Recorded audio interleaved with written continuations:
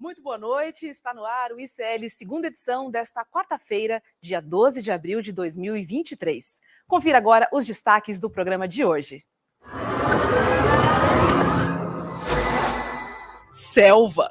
Militares depõem na Polícia Federal sobre atos golpistas de 8 de janeiro. Virou rotina? Um dia depois de Flávio Dino, ministro dos Direitos Humanos, Silvio Almeida, encara a bancada da bala na Câmara. Sabe por quê? Porque eu sou um homem negro. Veja com Heloísa Vilela. O dragão da inflação ficou menor nos Estados Unidos e no Brasil. Quem explica é o economista André Roncalha. E mais, análise do mercado financeiro com Débora Maganha. E tem ainda a opinião de Guga Noblar, Chico Sá, César Calejón e Hélder Maldonado sobre os principais temas do dia.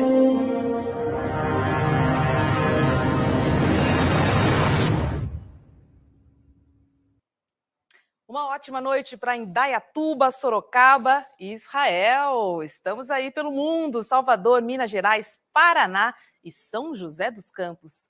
Boa noite, César Calejón. Boa noite, Rô. Boa noite, comunidade CL. Boa noite, Chico Sá, meu camarada. É um prazer estar com vocês. Vamos nessa. Boa noite, Chico. Boa noite, Rô. Boa noite, Brasil. É isso como aí. Falavam no Flávio Cavalcante. Nossa. Vocês são jovens, não? Eu conheço. Você foi fundo agora, hein? Agora eu exagerei. Daqui a pouco vem com o homem do sapato branco, imagina. Vamos lá. Muito boa noite, Guga Noblar. Boa noite, Rô, boa noite, Calejón, boa noite, Chico, e essa audiência maravilhosa. E já que estamos em Brasília, vamos fazer dobradinha. Muito boa noite, Heloísa Vilela. Boa noite, pessoal. Alô, alô a todos e a todos que nos assistem. É isso aí, Elo. Boa noite para você. Porque o dia foi quente, muito quente em Brasília. Mais um dia quente, né? Não cai na mesmice nunca. Hoje, a Polícia Federal ouviu mais de 80 militares nas investigações sobre os atos golpistas do dia 8 de janeiro. E no mesmo dia em que Lula desembarcou na China, o presidente da Câmara, Arthur Lira, anunciou a formação de um superbloco parlamentar que vai dificultar a vida do governo. Quer dizer, Lula chega na China e o Arthur Lira lança uma dessa. Tudo isso vamos falar daqui a pouco, porque o ministro dos Direitos Humanos e da Cidadania, Silvio Almeida, prestou depoimento na Comissão de Segurança Pública da Câmara. Ele foi dar esclarecimentos sobre uma declaração a favor da descriminalização das drogas à BBC, a rede estadual britânica. A comissão é dominada pela oposição e, de novo, quis desgastar o governo. Vamos ver. O PCC, em declaração pública, disse que mantinha um diálogo cabuloso com o PT, ao qual o seu presidente da República é filiado. Eu pergunto, senhor ministro, é por isso que o senhor e o governo Lula apoiam a legalização da droga? Em relação às suas ilações a respeito da relação entre o Partido dos Trabalhadores e o crime organizado, eu vou me furtar a responder isso, porque isso é de uma disfarçatez, e é tão fora de propósito do que a gente se propõe a vir aqui, que eu nem vou responder essa questão, porque considero que isso não é uma questão, mas é uma provocação que não está à altura do Parlamento brasileiro. Ao que me consta, não foi no avião presidencial do Lula que foram apreendidos 39 quilos de cocaína na Espanha, numa viagem oficial do presidente. Não, foi do ex-presidente Bolsonaro. Ao que me consta, a operação que foi feita ontem, no Mato Grosso do Sul, na BR-487, que apreendeu 322 quilos de maconha, não foi num caminhão pertencente a um político da esquerda, do PT, do PSOL, não. foi pertencente a um senador bolsonarista.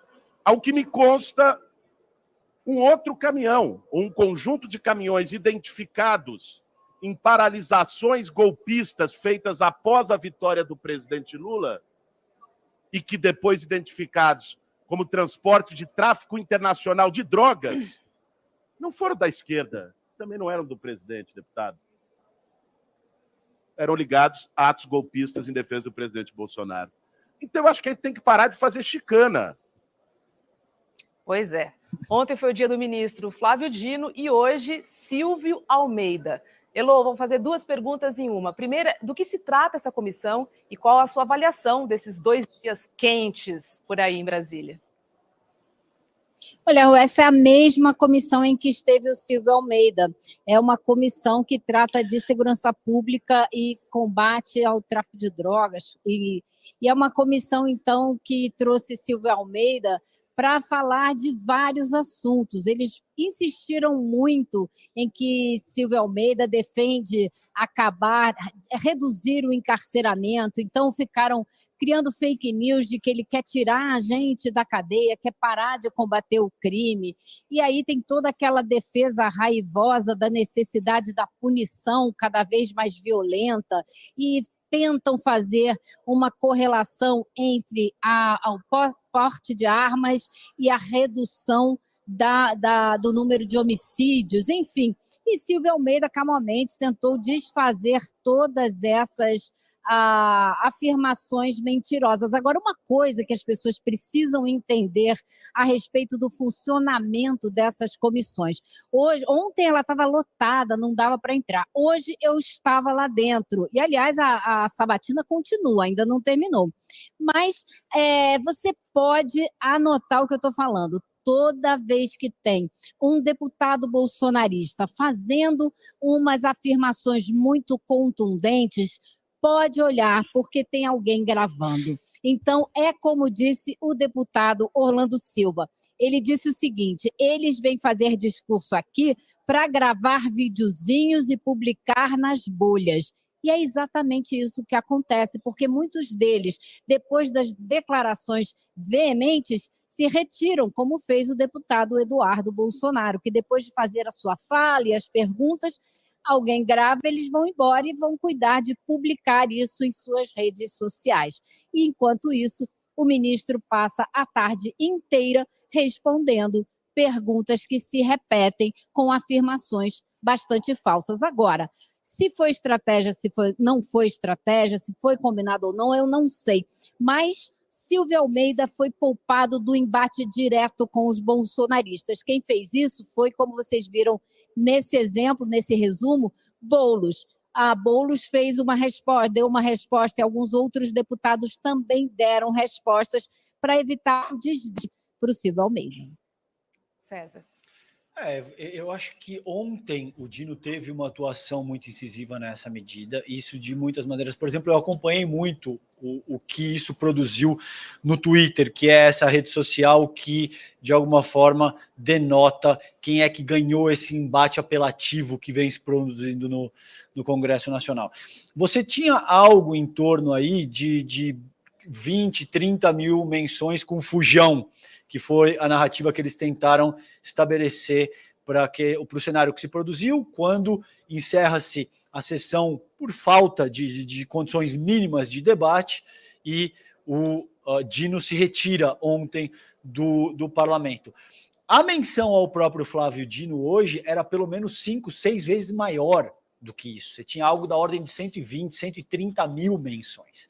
Então, se esse é o objetivo, eles estão falhando miseravelmente.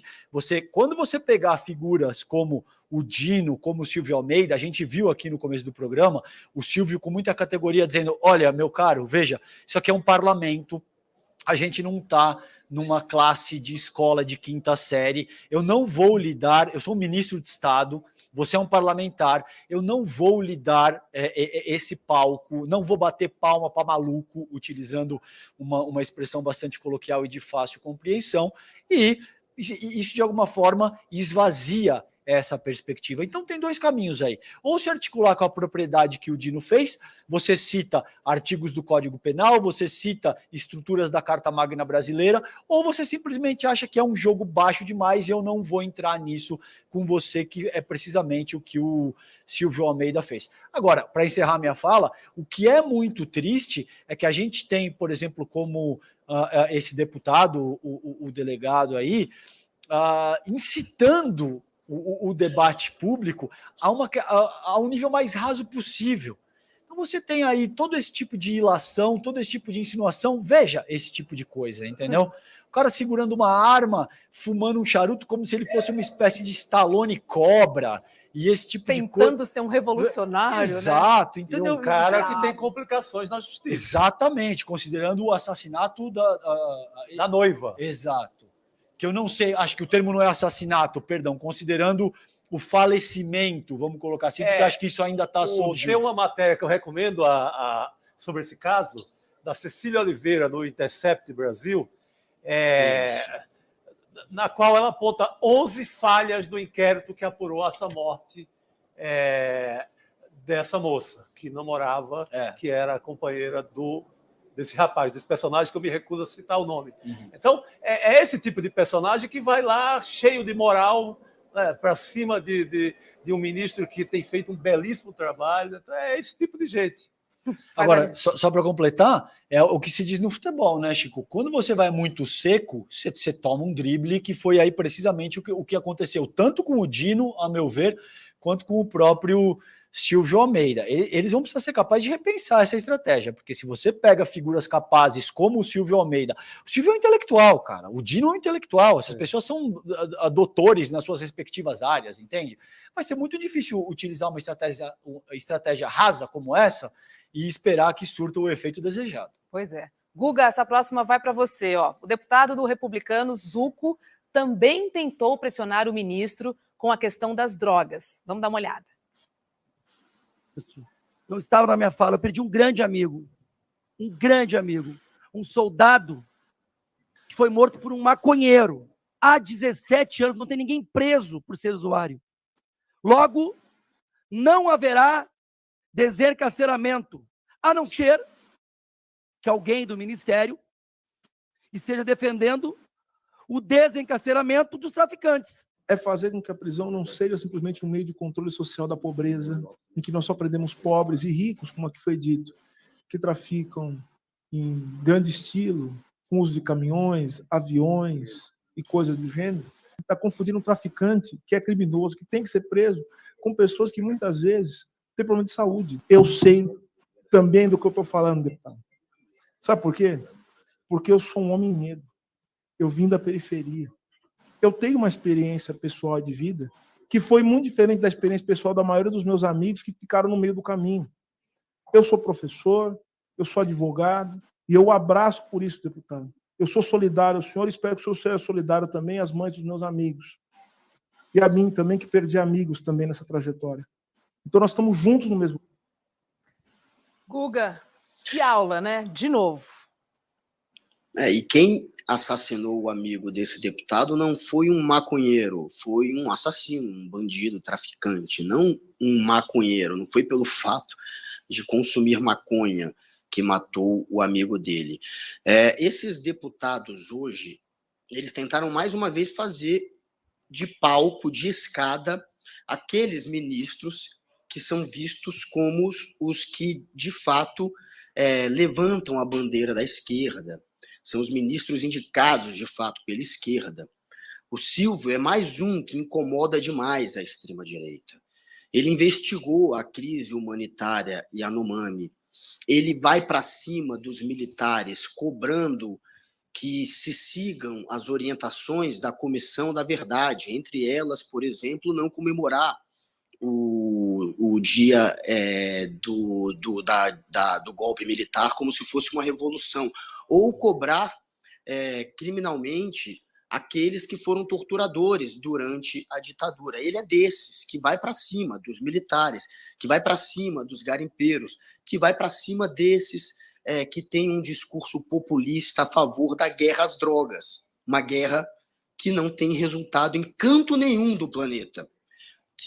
que traz sim um efeito colateral gigantesco, do encarceramento de pessoas que não deveriam muitas vezes estar presas, e do assassinato de milhões de outras, muitas inocentes, de uma guerra descontrolada, desenfreada, que acaba levando ao fechamento de escolas em área de periferia por conta de ações da polícia. Enfim, uma guerra que tem como vítima a periferia, basicamente. Quando sai da periferia, aí sim começa a chamar a atenção da elite, dos políticos, mas enquanto o efeito colateral é só na periferia, eles deixam acontecer. E esses deputados, eles estavam aí de novo tentando usar essa mesma comissão que foi usada para inquirir o Flávio Dino, agora como palco, mas não funcionou. O Silvio ou não jogou o jogo deles, ignorando algumas perguntas, que é o caminho, muitas vezes, para se travar essa batalha da guerra cultural, porque isso é guerra cultural. Isso tudo que eles estão fazendo é uma guerra cultural, usando esses temas comportamentais, esses temas sociais.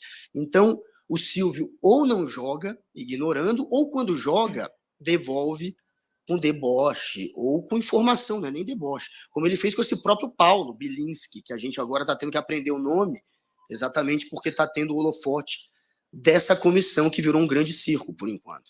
Então, ele foi, por exemplo, e deu uma resposta para esse sujeito que estava querendo dizer que a arma protegia, e aí ele pergunta, e de onde vêm esses dados? E ele não consegue responder de onde vem, de qual estudo. Depois ele vai dar uma no Eduardo Bolsonaro, quando o Eduardo tenta falar sobre o princípio da impessoalidade, já que ele é presidente da Fundação Luiz Gama, e ele acabou com o prêmio Princesa Isabel, ele vai lá e dá uma de volta no Eduardo, explicando o que é o princípio da impessoalidade, que ele jamais poderá ganhar um prêmio Luiz Gama. Isso sim seria errado. Mas, enfim, ele soube, mais uma vez, mostrou como agir diante desses que só querem palco e que querem travar essa guerra cultural. O Elô, Não estamos te ouvindo, Elô. Se vocês me permitem. Opa, tá me A ouvindo? gente ficou sem teu áudio, agora sim, vai em frente, Elô. Eu não queria pontuar duas coisas. Primeiro, vi uma diferença clara entre a sessão de hoje e a sessão de ontem. Acho que os bolsonaristas perceberam que a estratégia de ontem não deu muito certo, como vocês acabaram de mencionar. Então, eles hoje conseguiram fazer uma sessão inteira sem aquelas interrupções da sessão de ontem. Decidiram ficar comportadinhos e ver se assim teriam um melhor resultado. Outra coisa, nessa fala do Silvio Almeida, onde ele fala que se solidariza com esse deputado que narrou a morte de um amigo, etc., ele também, ao mesmo tempo, mostrou que ele tem vários amigos que morreram, mas ele, ao mesmo tempo, voltou a falar da ciência. Ele falou, acho que é muito importante a gente se solidarizar, mas lembrar que as experiências pessoais, tanto minhas quanto suas, não fazem ciência. A ciência tem que colher todos os dados e analisar o que acontece na sociedade. E aí foi explicando. E ele deu aula de filosofia, deu aula de estatística, deu aula de direito, deu aula de tudo que foi assunto. Falaram de Foucault e ele teve que explicar as teorias de Foucault. Foi realmente um banho de conhecimento para quem aproveitou bem a aula do Silvio. Elô, e só um pequeno parênteses, você vê que a gente falou disso ontem de uma maneira muito incisiva. Sim. E veja que um trecho muito emblemático do que acontece hoje é quando essas pessoas, a gente conversou sobre isso ontem, Rô, eles estão acostumados a se articular de forma a reduzir a complexidade do debate público, sobretudo porque existe uma lógica de algoritmo no qual eles querem viralizar esse conteúdo e essa redução, essa simplificação oferece uma aderência maior com boa parte da população brasileira. Veja que quando ele tenta fazer isso e o Silvio Almeida diz, meu senhor, da onde são esses dados? Ele se atrapalha completamente. Você quebra, né? Quebra completamente. E o Silvio fala, não, meu caro, se são dados, eles precisam ter sido auferidos em alguma pesquisa, em algum estudo. Você não pode simplesmente tirar da fonte da sua cabeça e utilizar dados que o senhor está inventando para fazer política, entende? Como esse é o caminho, a meu ver, pelo menos. E claramente, para mim, é um comentário raso que não vê a diferença entre o traficante e o usuário. Assim. Ótimo ponto. Por favor, né? Exato. E ontem, nessa mesma comissão de segurança, a deputada Júlia Zanata, do PL de Santa Catarina, acusou o deputado Márcio Gerry, do PCdoB do Maranhão, de assédio sexual. Vamos dar uma olhada na imagem. Esse deputado aqui, ele roubou os 40 anos de mandato. E é o seguinte, Elô, o deputado, obviamente, que negou e disse em seu Twitter que é fake news. Mas eu vou falar primeiro, como mulher, é o seguinte, se não é convidado, não encoste. Com você, Elô. Eu não sei o que aconteceu ali, eu não vi essa cena, eu estava ali pertinho, mas não vi essa cena. Não sei o que ele falou no ouvido dela também, acho que ele não narrou nem ela, né? E a gente precisava saber. Mas que a imagem, me parece que ele estava perto demais para segredar alguma coisa, né? Não precisava chegar tão perto, não. Não encoste sem ser convidado. Você está certíssima. Ela, na hora, ela não se refere a assédio a nada. Ela dá uma resposta política sobre o debate do momento. Mas óbvio que ela aproveita de uma situação que é desagradável e está explorando agora politicamente. Mas, olha, na dúvida, não encoste. Você não foi chamado, passe longe. Não é isso? E enquanto parlamentar, você precisa ser um pouco mais sagaz, Rô, do que isso, entende? Você está lidando com pessoas que são extremamente complicadas e que utilizam qualquer pequena brecha e erro que você eventualmente cometa contra você. Imagine o que seria, por exemplo, a repercussão do campo progressista hoje se esse parlamentar fosse um bolsonarista e se essa mulher fosse uma parlamentar de esquerda. Bem Você colocado, entende? E isso daria toda sorte de problemas e geraria todo tipo de revolta junto ao campo progressista. Me parece, a meu ver, pelo menos, não sei, depois gostaria de ouvir de vocês, Noblar, não creio, pela imagem que a gente acabou de exibir, que tenha qualquer ímpeto de assédio sexual, essas imagens que vocês estão vendo. Me parece que ele se aproxima no sentido de comunicar algo. Agora, ainda assim caracteriza um erro crasso, primário. Total. Você não pode se aproximar de uma mulher dessa forma, contanto que você tenha autorização expressa. Isso caracteriza um erro grosseiro. Exatamente. E aí vale para o supermercado, para a Câmara, para a vida. Para a feira, para a vida, para o salão. Não pode. Vai lá, Guga, vi que você respirou aí. Ele, pelo que eu ouvia, ele parece que ele foi cobrar mais respeito à Lídice, que é uma outra parlamentar, e ele parece que diz respeita os 40, o tempo de mandato da Lídice, uma coisa dessa. Ele foi cobrar respeito. Ele não foi para fazer nenhum tipo de alusão a dar em cima dela. É isso que é a história. Ele, de fato, errou. Não precisava jamais chegar ao pé do ouvido de uma mulher para fazer um comentário que ele quisesse fazer, mesmo no meio de uma confusão. E, enfim, ela não ia te ouvir ali, que ouvisse em outro momento. Ele não precisava fazer isso. Agora, ela está pegando um fato e distorcendo e jogando isso na mídia com a intenção, é óbvia essa intenção, mais uma vez, a única coisa que essa gente da extrema-direita bolsonarista faz, de travar uma guerra cultural. Para mim, o pano de fundo disso é banalizar as denúncias sérias de assédio, porque isso não é um assédio a princípio, não parece ser, nada sugere que seja. Ela pega, congela uma foto e solta uma imagem printada onde parece que poderia ser algo sugerível a assédio e solta essa informação e diz que foi assediada. E aí, pelas imagens e pelo contexto, nada indica que foi isso. E qual é a intenção dela ao distorcer? É criar essa guerra cultural, é banalizar as verdadeiras denúncias de assédio e, de uma maneira ainda maior, atacar o próprio feminismo. Isso é uma maneira de fazer uma guerra cultural contra o feminismo. É assim que eles agem. A extrema-direita age desse jeito. Eles banalizam o que é sério e eles usam depois o que seria um discurso da esquerda, dos progressistas, contra os progressistas. Então, é um jogo marcado. Eles fazem isso o tempo inteiro. Se não houve assédio, se houve ali um gesto errado dele, enfim, mas não houve assédio e ela distorce, ele errou, mas ela errou ainda mais. Pois é. Eu acho que assim, se você olhar aquela situação ali, estava uma confusão danada, todo mundo gritando, e você vê muito pouco na cena, mas você vê que não teve mão, não teve abraço, não teve, né? acho que ele foi falar com ela e chegou perto demais. Ele enfiou o rosto ali no cabelo dela, praticamente, né? Então, acho que ele errou, com certeza. Acho difícil caracterizar isso como assédio, como o Guga, eu concordaria com o Guga nisso aí. É uma maneira de banalizar as denúncias de assédio.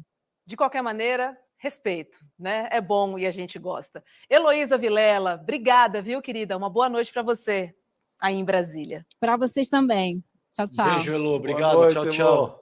Bom, vamos Obrigado, seguir. Elô. Vamos seguir porque hoje a Polícia Federal ouviu os depoimentos de 89 militares envolvidos nos atos golpistas do dia 8 de janeiro. Prestaram depoimentos os generais Gustavo Henrique Menezes Dutra, ex-chefe do Comando Militar do Planalto, e Carlos José Russo Assunção Penteado, ex-número 2 do GSI, que é o Gabinete de Segurança Institucional.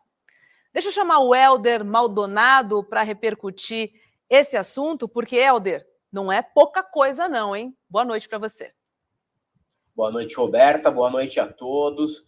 Pois é, não é pouca coisa mesmo. Inclusive, hoje saiu um vídeo no nosso canal falando exatamente sobre esse assunto. Porque, além de tudo, não podemos focar apenas nisso daí. Porque essa história, ela não começa agora.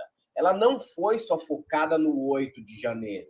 Nós temos, desde o começo do processo de impeachment da Dilma, um movimento golpista gestado dentro das Forças Armadas.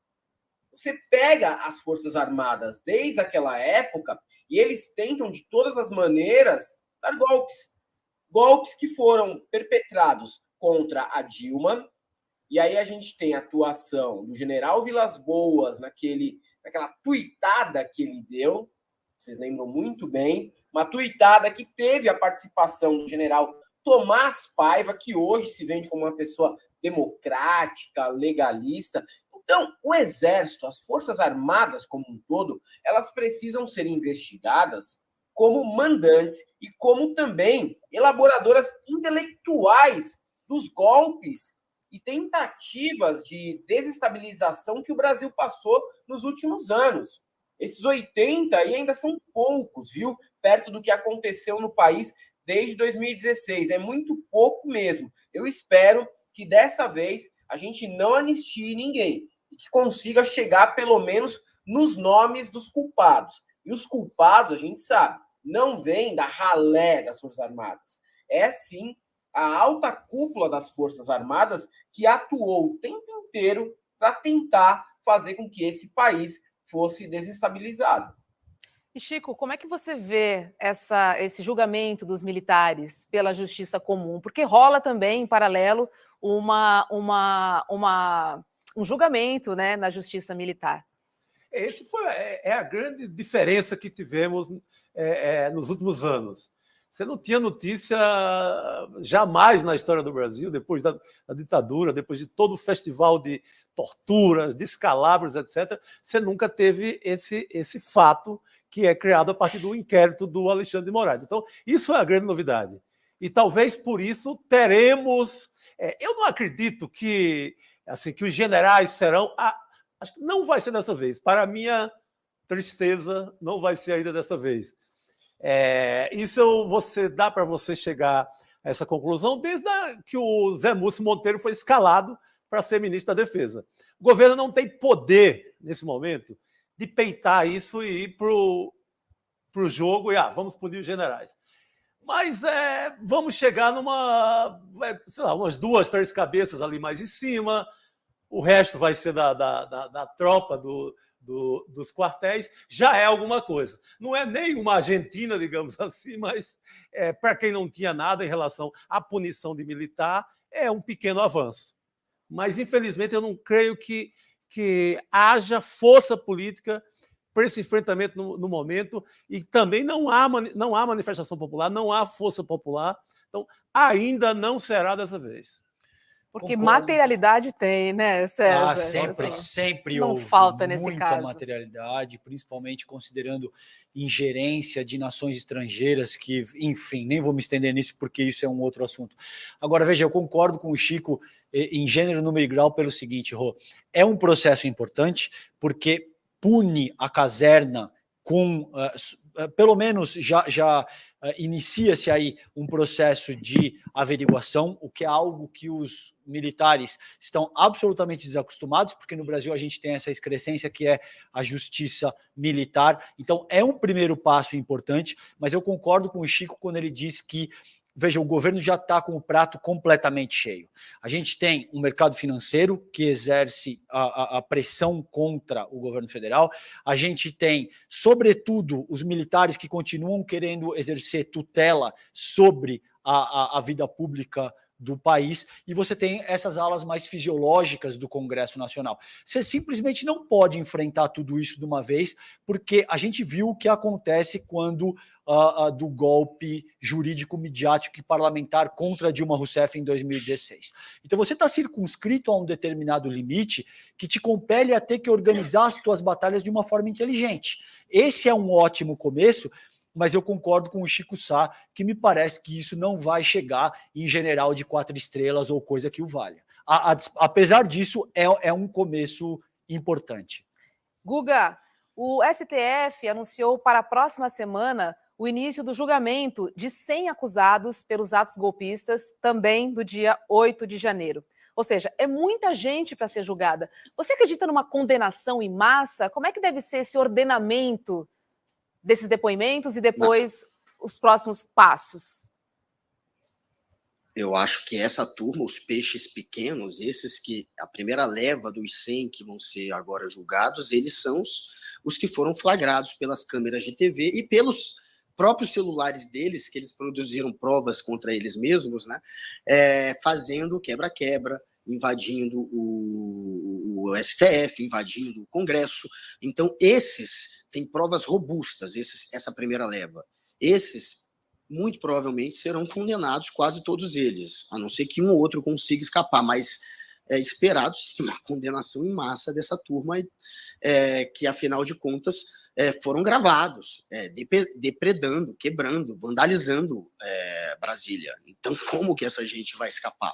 A questão é se eles vão pegar os generais, e está tendo uma pressão já dos generais, né?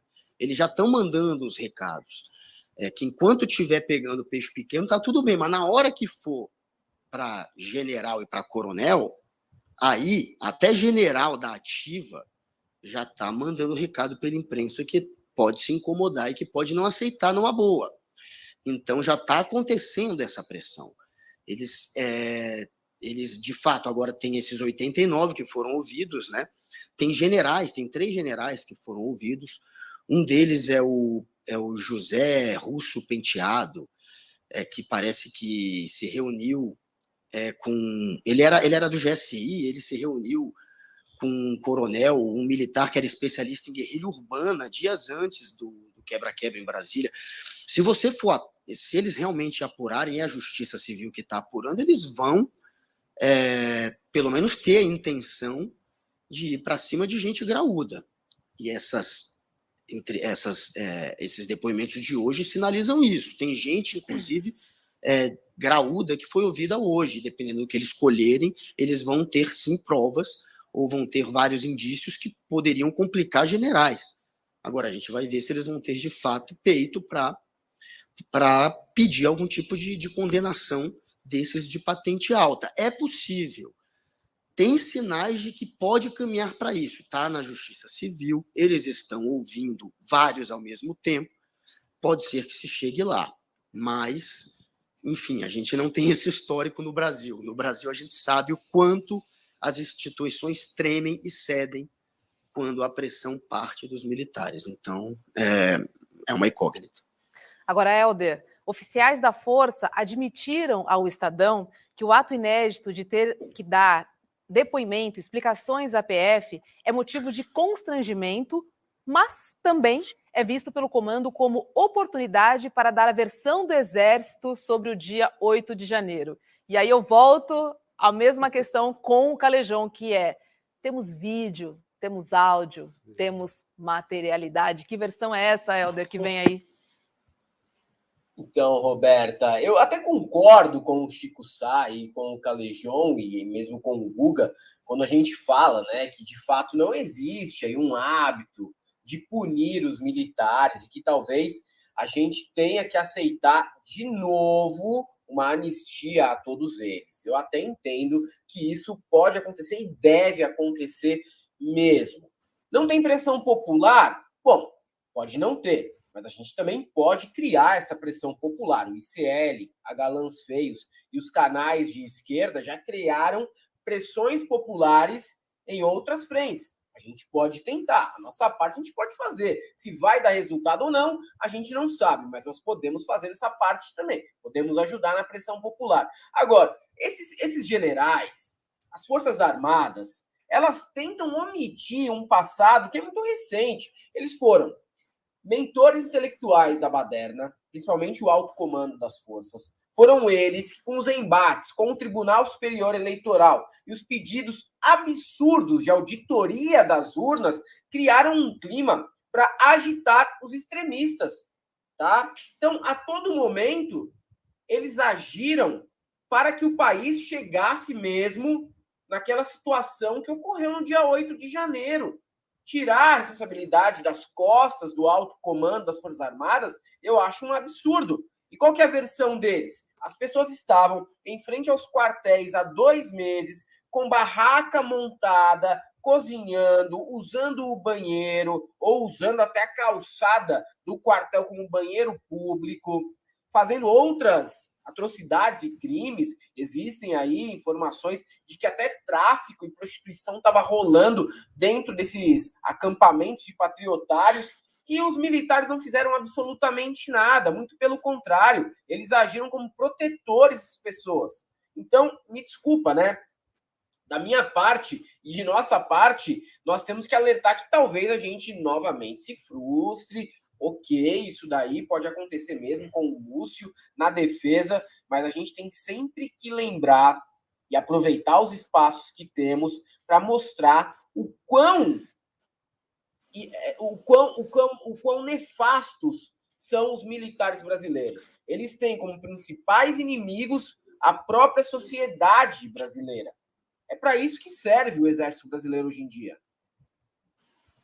Vai lá, César. Não, concordo. Eu acho que, inclusive, Helder, se dependesse de pessoas como o Chico Sá e eu em particular, a gente já tinha punido esses caras desde 1985. Mas existe para lembrar o nome do filmaço argentino, né? Pronto. 1985. Exatamente. Agora, me chama a atenção quando, por exemplo, eles dizem que nos sentimos constrangidos. Veja que é típico de toda proposta autoritária e arbitrária se sentir constrangido uma vez que você tem que prestar contas dos teus malfeitos. Exato. Por que, por exemplo, o Sérgio Moro diz, não, eu não quero ser julgado em instância superior e também não quero ser julgado na primeira instância pelo Eduardo Apio? Ora, meu caro, o senhor quer ser julgado por um amigo particular seu?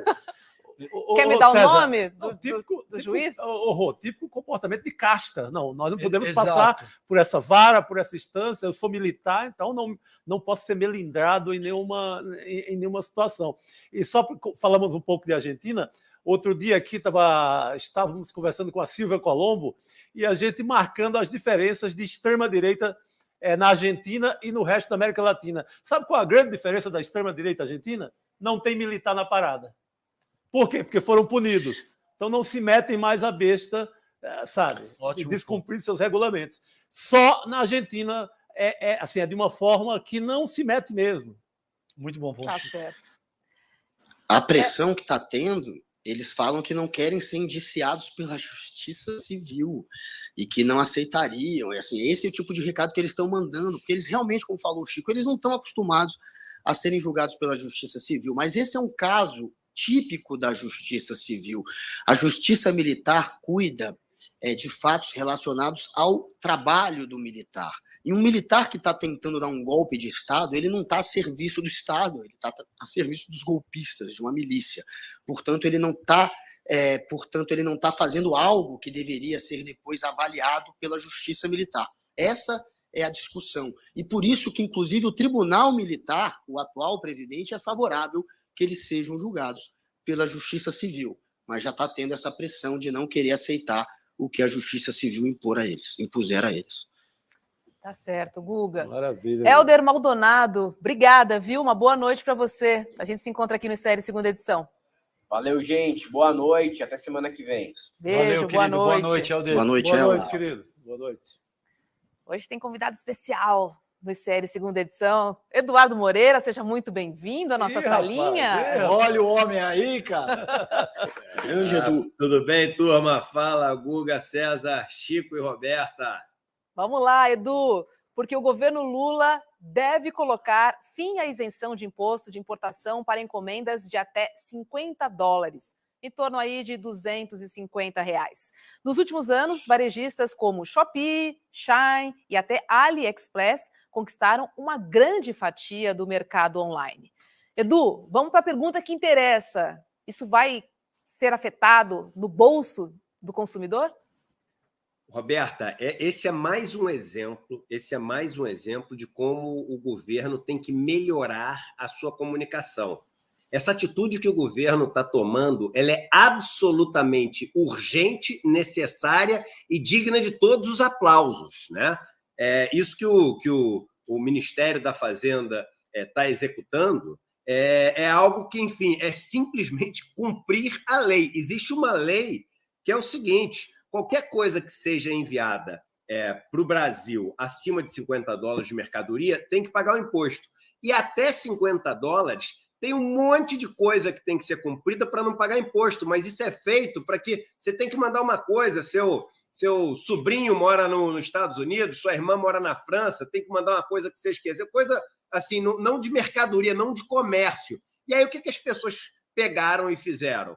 Essas empresas que têm esses aplicativos, esses e-commerces, que são empresas de fora, a maior parte delas chinesas, mas vale para o mundo inteiro, elas simulam que estão enviando uma coisinha dessa abaixo de $50 e fazem o mercado, o comércio eletrônico, sonegando os impostos, que são impostos que, enfim, teriam que abastecer o país, porque vamos lembrar, quando a gente compra um negócio da China, Roberta, quando a gente compra um negócio de um outro país, a gente não está gerando emprego aqui no Brasil. A gente está pegando a riqueza que foi construída aqui no Brasil e está mandando lá para fora.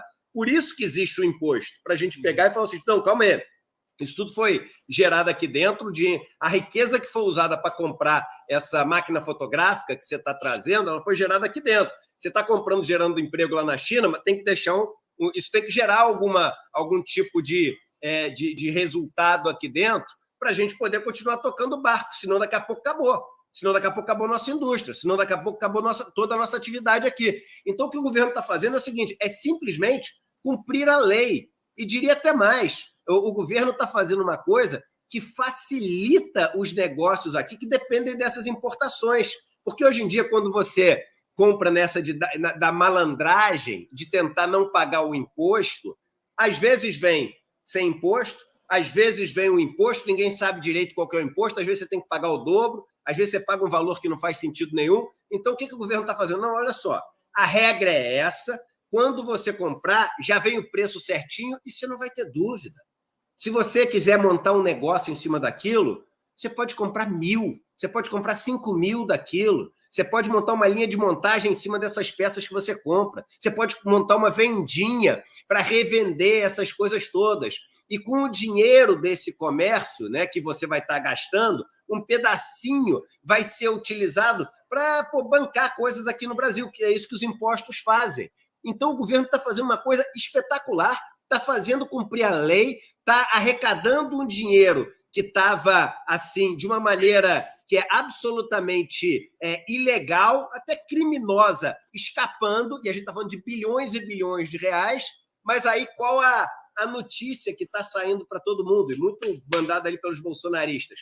Agora o governo está aumentando os impostos das coisas que as pessoas compravam. E como você pega a classe popular toda, que usa muito o Shein, o AliExpress, o Shopee, etc. Eu compro um monte de coisa também nesses aplicativos. Eu gosto de bugiganga, canivete, essas coisinhas assim. Eu adoro comprar essas coisas.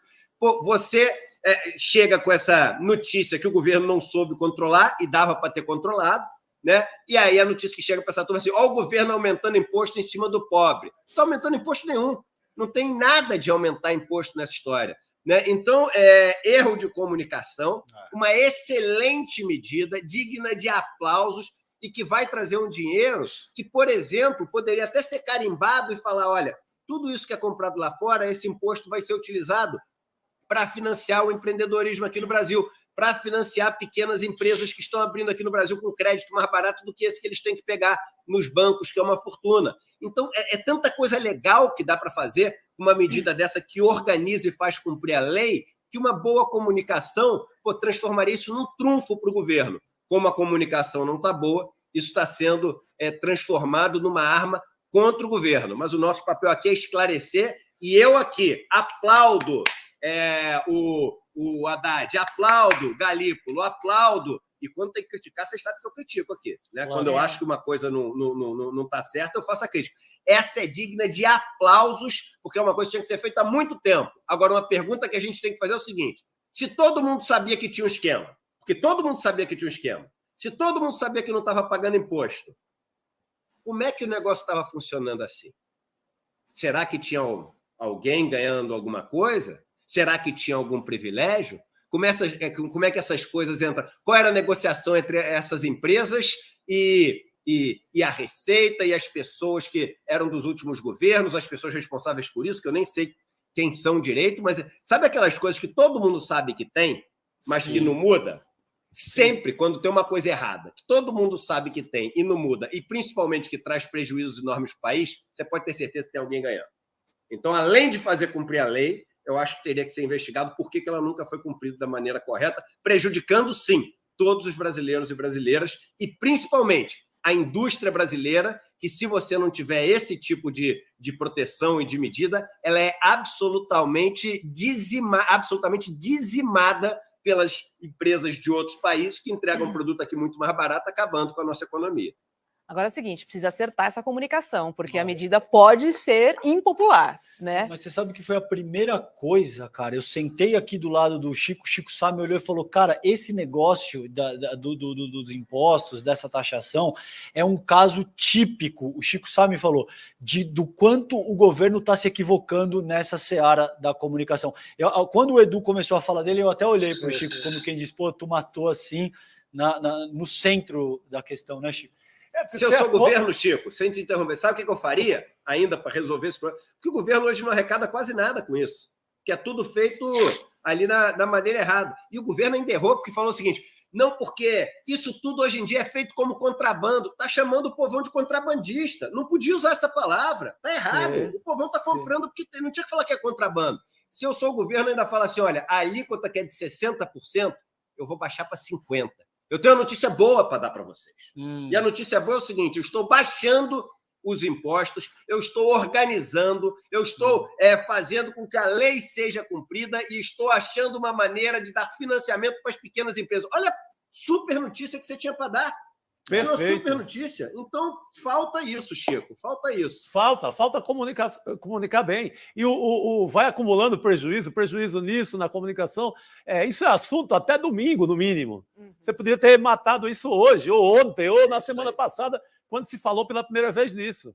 Agora à tarde que eu vi uma notinha da Secom, mais ou menos explicando de uma forma razoável. Mas hoje já a Janja entrou no debate. Também, Fulano entrou no debate. Gente, tem que combinar e vamos fazer uma nota junto aqui, explicar o que está acontecendo, porque é muito, né? Fica um tiroteio.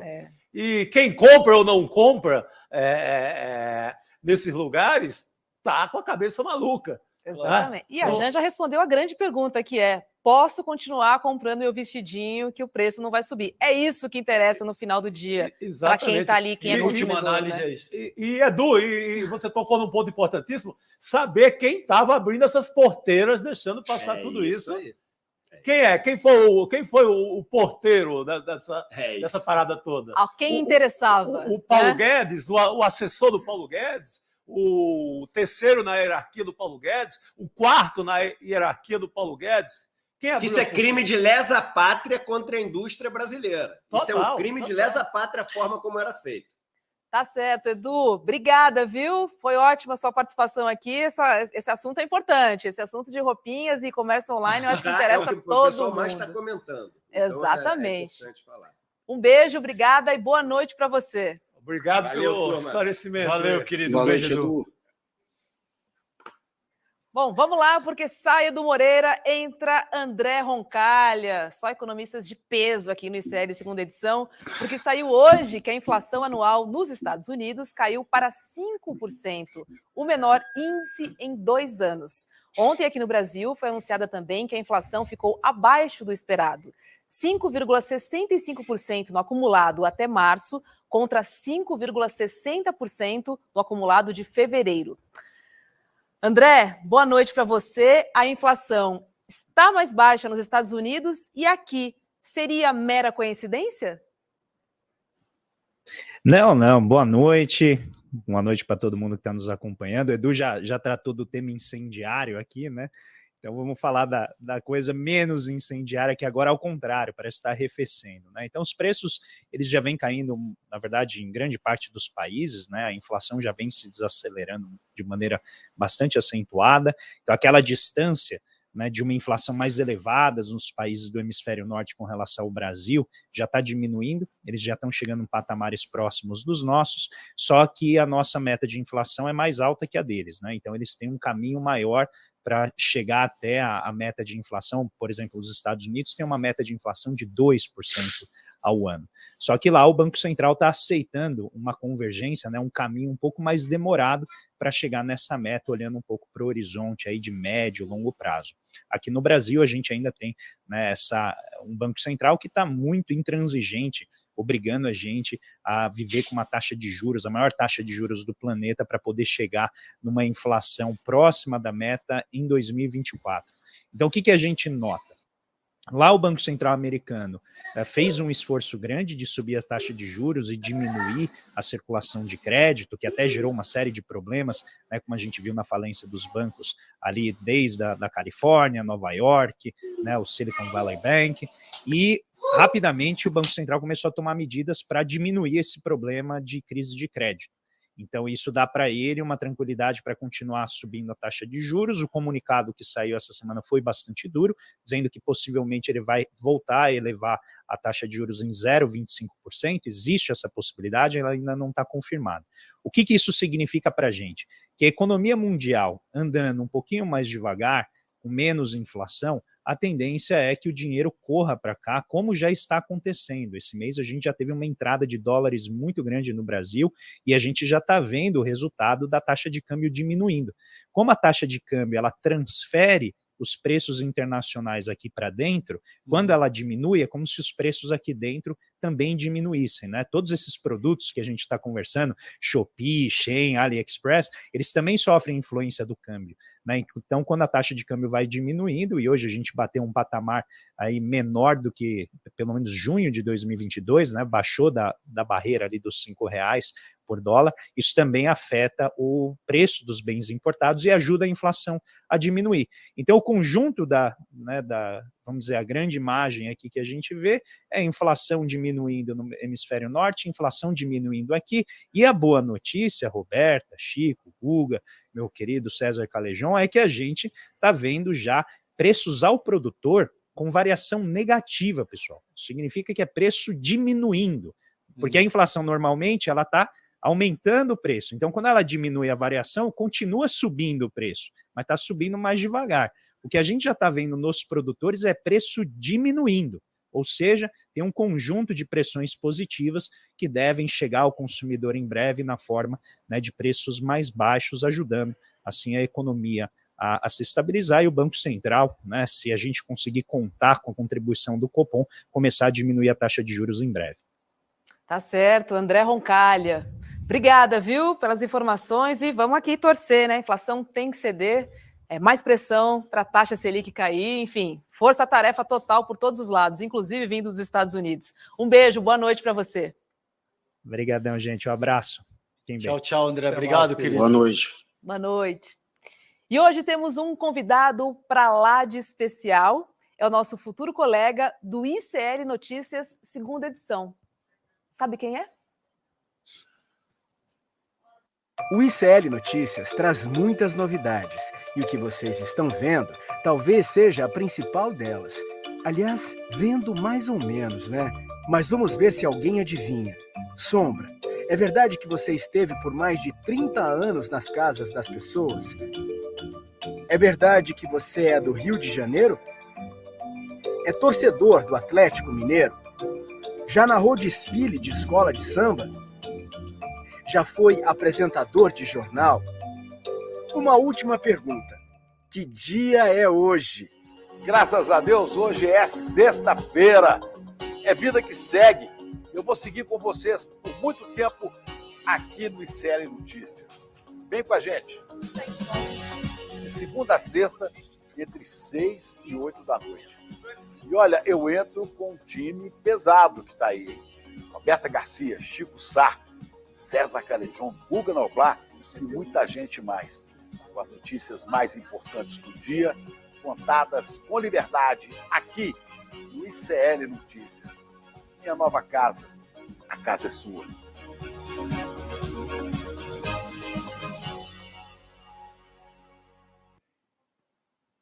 Vou ficar quieta, acho que eu não preciso falar mais nada, né? Ficou chique aí. Agora você. Muito bem-vindo, meus Chico. queridos, querida Roberta Garcia, César Calejón, meu querido Chico Sá, meu querido Guga. Aí, é uma alegria muito grande estar aqui, muito grande. Estou vestindo a camisa, vou mostrar, claro. Literalmente, né? Literalmente. Com o maior orgulho. Até falei com o Eduardo hoje aqui, ó. Tá aí, ICL, Instituto Conhecimento Liberta. Que informação, Chico, não pode ser qualquer informação, nós sabemos disso. Tem que ser informação que traga conhecimento. Conhecimento que as pessoas empoderadas com conhecimento possam transformar a realidade. Claro que não individualmente, mas no coletivo, na sua comunidade, no seu grupo, naquilo que ele representa. É assim que a gente muda. E é para isso que eu estou aqui, para ajudar a fazer essa mudança. Que maravilha. Estou muito feliz de estar aqui com vocês, enormemente feliz, né, de estar no ICL. Bom, eu não me queixo, não, mas é o lugar mais livre que eu já estive. Você vê, o ICL não tem patrocinador, não tem ninguém que fatura em cima da gente, a gente fala o que quer, do jeito que quer. Né? Eu tenho que fazer justiça à minha grande empregadora, que foi a TV Globo, que nunca me obrigou também a dizer nada. Perfeito. Não, né? Nunca me obrigou, nunca me forçaram a nada. Mas eu tinha que me subordinar a uma linha editorial. E aqui não tem. A linha editorial aqui é o seguinte, é o compromisso com a informação que constrói consciência e que liberta. Pois é. E é isso que a gente está tentando fazer. É uma grande missão. Te asseguro. Estar com vocês é de uma alegria enorme. Eu estou aqui numa felicidade enorme. Só é mentira que hoje não é sexta-feira. Botaram aí, porque ia lançar na sexta e tal. Hoje, graças a Deus, é sexta-feira, não. Hoje é quarta-feira. É isso aí. Suave na nave. Vamos navegando juntos. Vocês ligados no ICL e nós aqui. Maravilha. Essa aqui vai ser a sua sala também, a nossa salinha. Estou há um ano, completando um ano de ICL Notícias, e você falou tudo, Xará. é isso aí. Liberdade para dar sua opinião e vamos embora. Mas e a parceria, Xará? Você aqui me dá uma alegria enorme. Aliás, os Chicos são tremendos, né? Porque tem o primeiro, aquele Chico do meu nome, Francisco de Assis. Depois tem o Chico que nos ensina como Francisco de Assis, que se ama Fratelli Tutti. É o Papa. Só. Né? Bergoglio, que é Francisco. Depois tem o Chico, grande poeta brasileiro, Buarque de Holanda. E aí tem você. Genial. E eu entro aqui, pequenininho. Alguém me avisou para pisar nesse chão devagarinho. Aí, Guga, que felicidade estar com vocês aqui. Enorme, enorme. Que bacana. Felicidade é nossa. Que moral do programa, hein? Que legal, cara, ter o Chico. Nós estamos construindo. Estou muito empolgado. Nós estamos construindo com a galera do Eduardo Moreira. A gente está começando, vocês já estão nessa, e eu estou chegando para somar. Nós estamos construindo o maior canal de informação, de notícias do planeta, porque é o único que é completamente independente. Estamos a serviço dessa causa, a causa do povo brasileiro. Bravo. Muito bom, Chico. Muito bom, é isso aí. É tanta liberdade, Chico, que a gente até sente um pouco de dificuldade em saber o que a gente vai falar, né? É um desafio também bem gostoso e interessante. Eu fico assustado aqui. O que eu vou dizer? O que eu vou dizer para tanta gente? Depois de 52 anos que eu faço isso, desde 71, né? 52 anos que eu entrei pela primeira vez numa redação. A primeira vez foi há 52 anos. Só de Globo, somando os tempos que eu fiquei na Globo, 32 anos. Caramba, longa temporada. Longa temporada. E agora, vem pegar esse conhecimento acumulado, trazer para cá, não que eu tenha verdade nenhuma, né? Tem a verdade que eu vi. E a gente vai debater sobre ela durante todo o tempo. O olhar crítico sobre a realidade. Atenção, você que está nos assistindo, espalhe para mais gente. Bota aí, o Eduardo hoje pediu, bota hashtag Chico Pinheiro no ICL. Foi trending topics hoje, inclusive. Foi trending. Vamos bombar nas redes. Vamos fazer barulho, né? Porque a gente está aqui solto para dar informação para você, informação contextualizada, para você entender por que as coisas acontecem. Não adianta a gente chegar aqui e simplesmente dar notícia. Tem que saber o que está por notícia sem tentar decifrar. Tem que saber o que está por trás, o que é importante para que você seja senhor da sua história. É isso que importa. Vamos fazer o seguinte? Hashtag Chico Pinheiro no ICL. Vamos lá. E também pedir muito coraçãozinho no nosso chat. No Chico Pinheiro. Avisa a família. Avisa o amigo. Solta nos grupos de vocês. ICL Notícias. ICL 2, que é a segunda edição. Né? A primeira é às 8 da manhã. Primeiro tem o ICL Desperta, com o nosso grande Leandro Demore, às 7 às 8 da manhã. Depois tem de 8 às 10h30, o ICL Notícias, primeira edição. E agora tem o ICL 2, que você pode ver na hora ou pode ver depois. Exatamente, o slogan é esse. Pode ver na hora, pode ver depois. Porque fica aí no YouTube. Passe para os seus grupos todos, passem para os seus amigos, espalhem aqui a informação de qualidade contextualizada. Você precisa saber por que as coisas acontecem. Não é só a coisa que acontece, é por que ela acontece. Chico, fica com a gente aqui. Fico. Que com o maior prazer. Final de programa, a gente traz os destaques. E vou estar ao vivo, né, a partir da primeira ou segunda semana de maio, a gente vai ver isso. Boa. Com vocês aqui no ICL. Espero que vocês me recebam com a mesma alegria que estão hoje, com o mesmo carinho. Só vai aumentar, só vai aumentar. Viva o Nordeste! Eu sou filho de baiano, filho de nordestino. Fico feliz quando vejo o nordestino. Guga Noblar, eu sou mais da geração do teu pai, né? Mas a gente tá vendo, né? É, isso aí. Mas agora vamos unir as gerações aqui. A geração do meu pai, que é o com grande Chico, um dos grandes jornalistas dessa geração, e eu vou agora tentar aqui, pelo menos, tentar um pouquinho fazer jus a esse grande apresentador. É isso aí, vamos somando, vamos somando. Olha aí, lembrando, Guga, lembrando que além de você e da galera que está aqui, tem Cristina Serra, tem Luísa Vilela, tem Juca Kfouri, olha, tem Jamil Chad, gigantesco, Guilherme Amado, Helder Maldonado, agora à noite, William De Luca. Olha, tem muita fera aqui no ICL. É o timaço. É uma coisa maravilhosa. Se você está enrolado na economia, o Edu Moreira vai lá e explica. Se você está enrolado para saber a questão social, essa desigualdade que impera no Brasil, Gessé Souza chega e pá! Conta a verdade. Sabe o que eu acho? Cristina César, o jogo político de Brasília, vai lá junto com o Guga à noite. Então, estamos bem servidos. Eu botaria mais ou menos como slogan do ICL. Tá na cara! Está na cara e você não viu. A gente está aqui para mostrar o que está na sua cara e você não viu, porque você não está treinado para enxergar aquilo que está na cara, que a mídia te informa. Porque o que está na cara não é só aquilo, é aquilo e as circunstâncias sob as quais aquilo que está na cara acontece.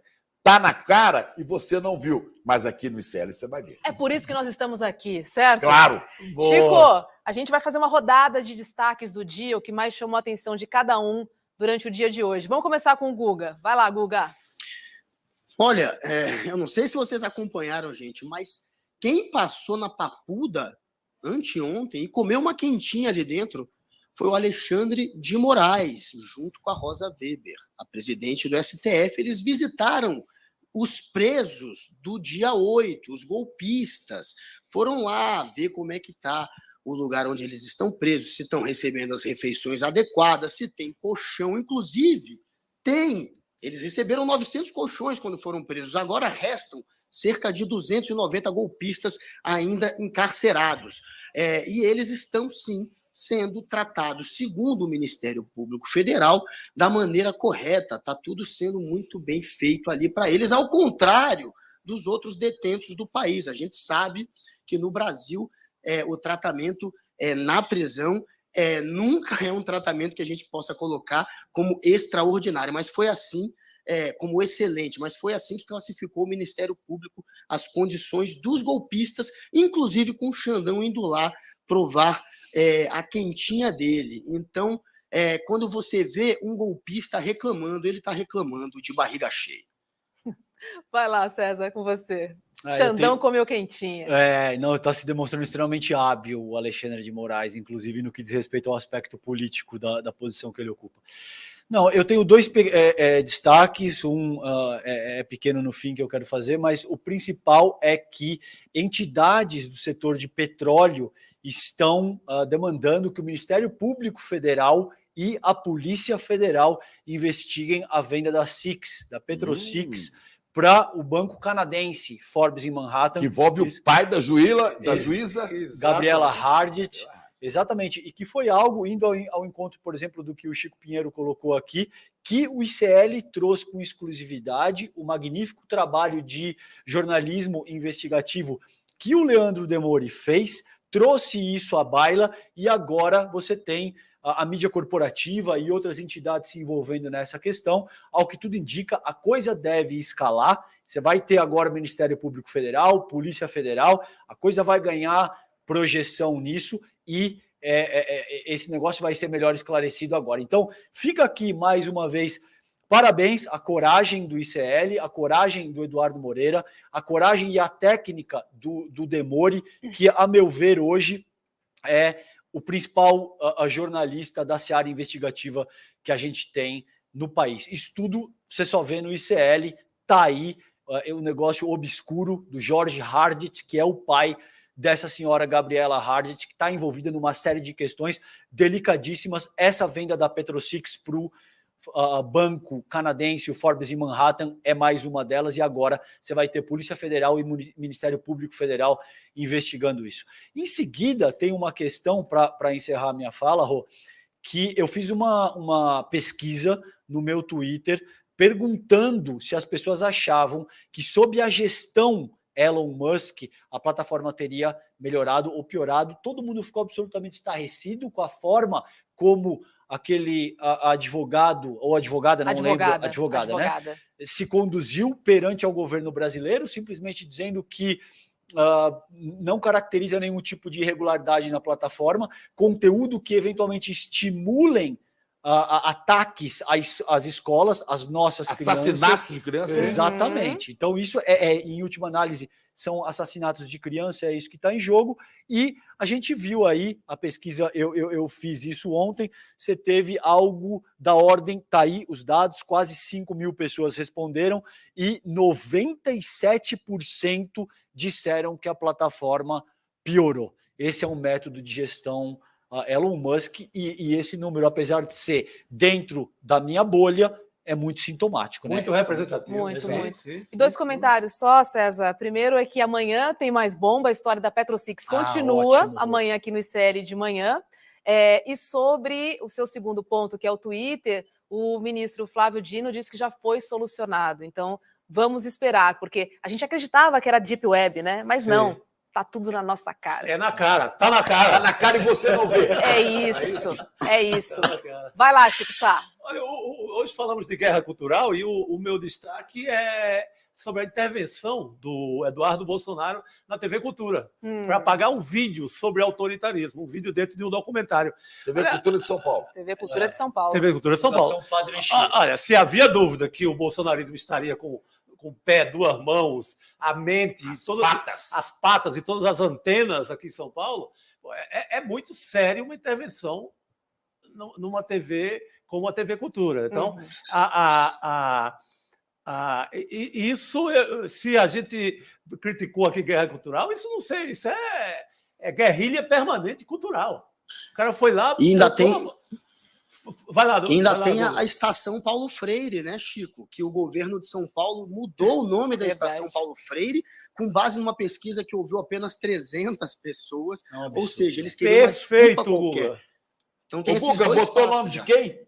Hein, Guga? Botou o nome de quem na Estação Paulo Freire? Botou do Bandeirante, o do Fernão. Bandeirante não. Bandeirante não.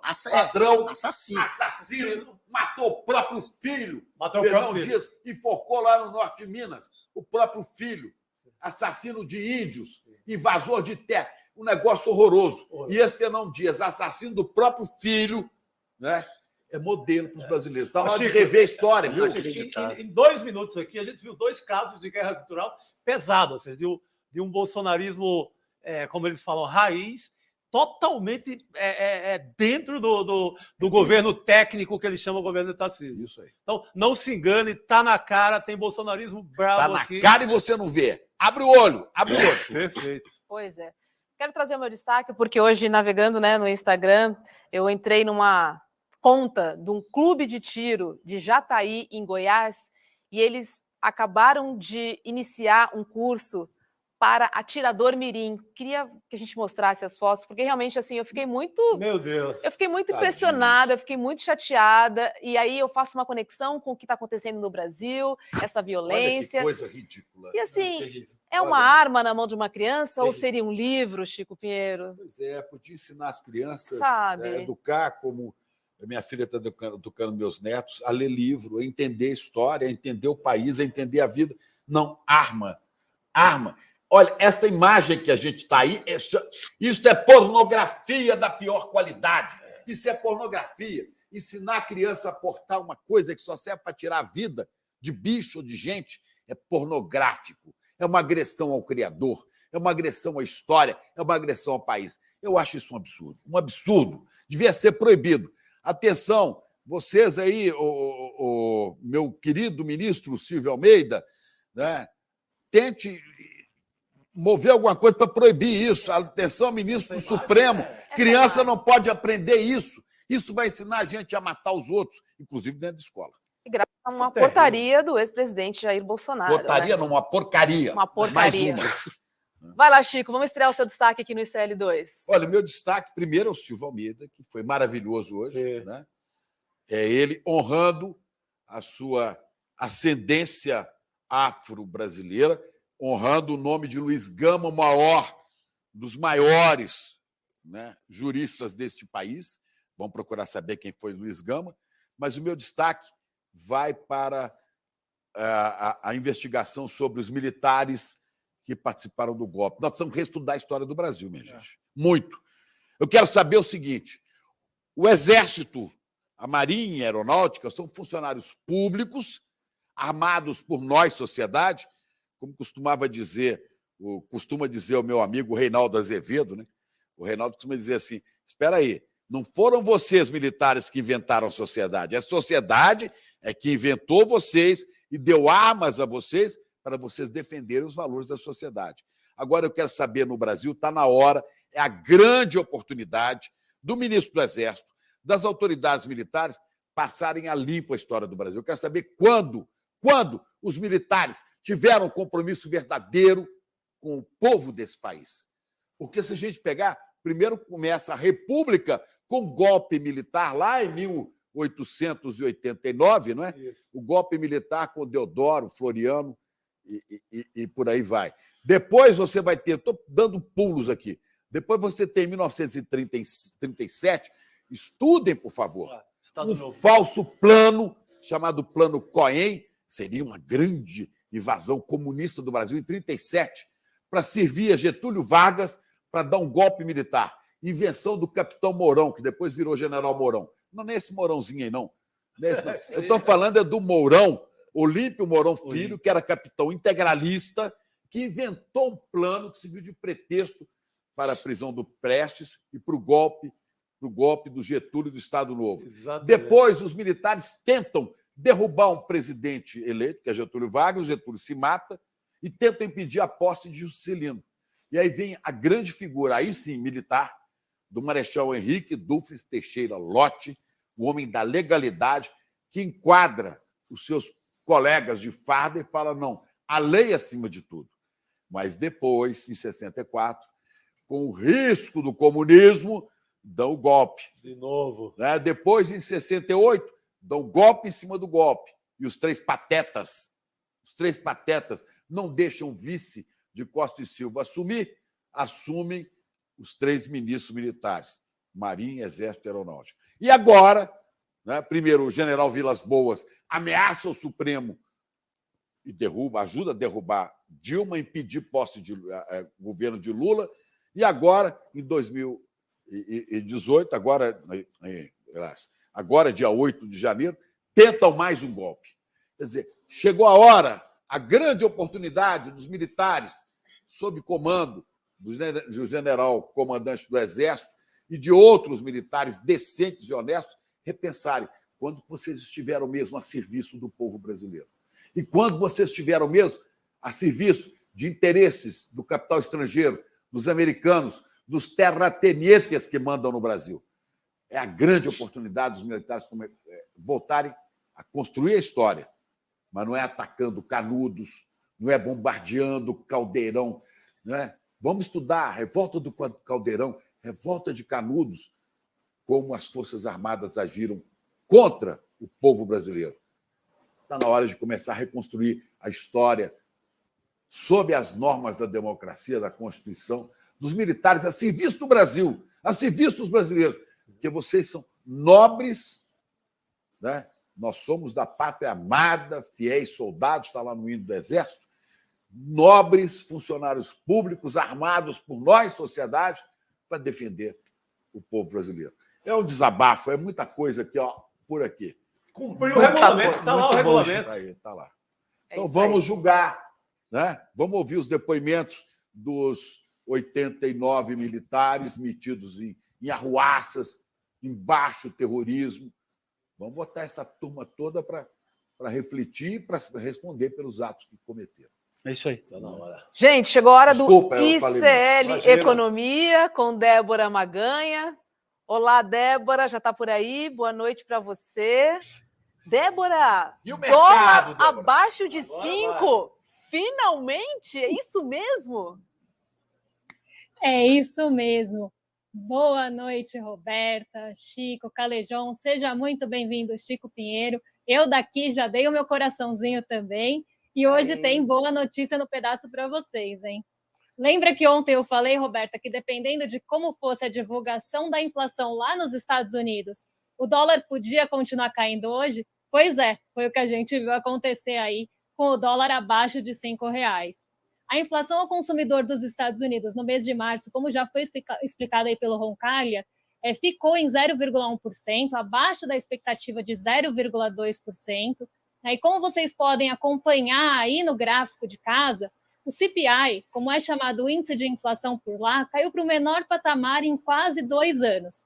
É o menor nível acumulado, desde maio de 2021, e teve uma queda de 1% nesse acumulado entre fevereiro e março.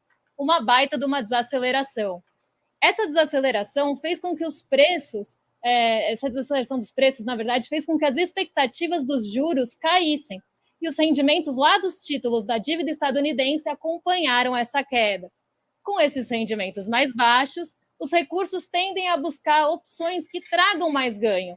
É o que a gente chama no mercado de apetite pelo risco, quando vale correr um pouquinho mais de risco para tentar ganhar mais. Isso faz com que os recursos saiam daquele porto seguro da dívida dos Estados Unidos e o dólar enfraquece. No dia de hoje, o dólar caiu frente a seus principais pares. O DXY, que é o índice que mede o desempenho do dólar frente a uma cesta composta por 6 moedas fortes, caiu 0,62%, e esse movimento também foi visto aqui no Brasil. O real se valorizou frente ao dólar, encerrou o dia a R$ 4,94 e caiu mais de 1,30%, porque nesse caso aí de apetite pelo risco, o dólar também vem buscar ganho aqui no mercado emergente. A nossa bolsa subiu 0,84% hoje, depois de subir mais de 4% ontem. E a quarta-feira foi marcada por mais um dia de alta generalizada e pelo otimismo do mercado. Tá certo, Débora. Olha só, quem vai viajar é a hora, hein? Aproveita. Um beijo, Débora. Até amanhã. Um beijo. Obrigada. Beijo, querida. Tchau. Tchau, Débora. E amanhã tem estreia de um curso de idiomas no Instituto Conhecimento Liberta. É o módulo 5 do curso de espanhol com Pilar Monteiro. Só no ICL você aprende os principais idiomas do mundo, como inglês, francês, alemão, italiano, chinês e muito mais. Então, se você é aluno do ICL, esse curso estará disponível amanhã às 5 da tarde. Se você ainda não é, acesse icl.com.br e faça a sua matrícula. Se inscrever no curso e receber material didático todo incluído. Os livros, as apostilas, né? E a um preço muito razoável. Tem tudo que é assunto. O que quiser saber está aí. Tá lá, são mais de 180 cursos. É muita coisa legal e muito conhecimento ali disponível para todo mundo. Conhecimento é poder, né? Conhecimento liberta. Aproveite também para seguir o Instituto Liberta no Instagram e acompanhar as novidades em primeira mão. E, claro, aqui no ICL Primeira Edição, no ICL Segunda Edição, @Instituto Conhecimento Liberta. Tá bom? E amanhã, às 7 da manhã, tem Leandro Demore, que vai chegar com uma nova bomba, ou seja, a gente vai dando 7 às 8, andamento. Demore com as notícias internacionais e o que é importante no Brasil. Demore, é bom lembrar, para você que não sabe, que ele era do Intercept. Ele foi um dos principais braços da divulgação da Vaza Jato, que acabou com essa história, com né? essa Mudou a galera história de recente do país. Exatamente, com essa galera de gente que fraudava o direito para estabelecer conluio. Exatamente. Então amanhã, Demore. olha, às 7 Bomba! tem essa fera aí, ó, Leandro Demore no Desperta, das 7 às 8. E às 8 da manhã tem o ICL Primeira Edição, com Vivian Mesquita, Eduardo Moreira e William De Luca, das 8 às 10h30 da manhã. Ou seja, um coladinho no outro, né? Se informa e depois reflete sobre as notícias, assim. Então, é um combo bem completinho, né? Depois dá para sair, tomar aquele chopinho e conversar sobre qualquer assunto. Na para saber o que é que está na cara e você não vê. É com eles. A Pois gente é. vê. Perfeito. E depois tem o quê? ICL Segunda Edição, com a gente, lá. com o Chico Sá, com César Calejon, Guga Noblar, os nossos comentaristas. Você vai estar com a gente amanhã também, Chico? Não, amanhã não. Pode até ser, mas a ideia é que eu começo com vocês fixo no mês de maio. Na primeira ou segunda semana, eu passo a integrar essa equipe maravilhosa. Dia do Trabalhador, É do isso aí. mês de maio. Essa aí do bom, ICL. hein? No Isso é que é o feriado dia, do mês viu? de maio, a gente descansa. Ou a gente começa no dia 2 ou depois no dia 8. certo. Estamos Maravilha. ajustando esses ponteiros. Então aproveite aí, seus Muito últimos bom, dias de Chico. férias, tá Animadão, bom? olha lá, Chico Pereira animadão, doidão. É isso aí. Animadão e doidão. Venha com a gente. Hashtag Chico Pinheiro no ICL. Vamos bombar? Alegria voltou. Suave na nave. E daqui a pouco será sexta-feira, vida que segue. Vamos lá. Garoto. Beijo, boa noite a todos. Obrigado. Obrigada, Tchau, gente. Chico. Um beijo. Fiquem Obrigado, bem. Beijo, Tchau, meninos. tchau. Até amanhã. Tamo junto.